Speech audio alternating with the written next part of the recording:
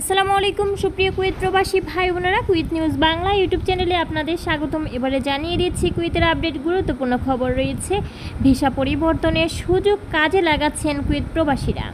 Kuwait প্রবাসীদের খাদেম থেকে প্রাইভেট সেক্টরের ভিসা পরিবর্তনের সুযোগ শেষ হতে যাচ্ছে 12 সেপ্টেম্বর। এরপর আর ব্যক্তি মালিকানাধীন খাদেম ফ্রি ভিসায় কুয়েতে থাকা প্রবাসীরা অন্য কাজে যোগ দিতে পারবেন না।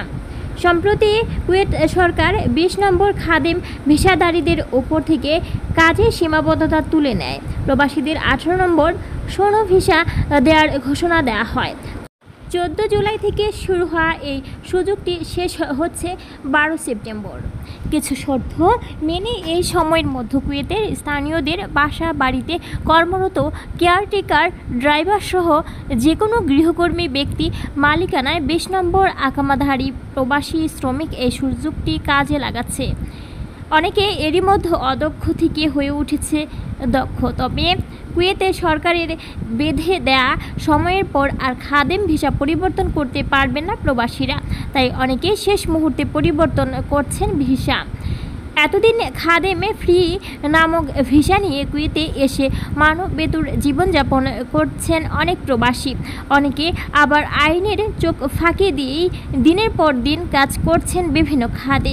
বর্তমান মালিকের কাছে আগামা 1 বছর পূর্ণ হওয়া প্রবাসীরাই শর্ত সাপেক্ষে খাদেম থেকে শূন্য আকামা পরিবর্তনের সুযোগ পাচ্ছেন।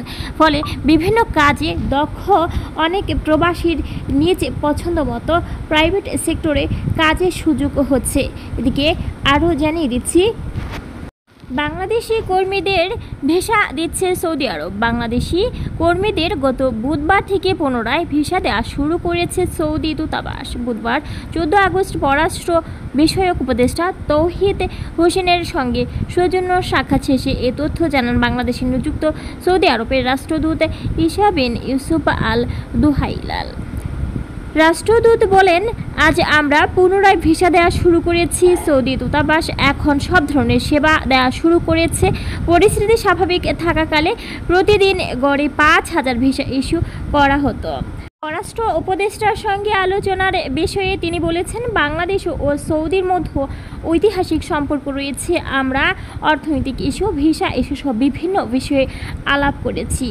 আমরা আশা করছি দ্রুতই বাংলাদেশে স্থিতিশীলতা ও শান্তি ফিরে আসবে। বাংলাদেশ স্থিতিশীলতা উপভোগ করবে। বর্তমান ভারতে অবস্থানরত বাংলাদেশের সাবেক প্রধানমন্ত্রী শেখ হাসিনা সৌদিতে আশ্রয় চেয়েছিলেন বলে খবর প্রকাশ হয়েছে। এ বিষয়টি রাষ্ট্রদূতের দৃষ্টি আকর্ষণ করা হলে তিনি এরকম কিছু শোনেননি বলে জানান।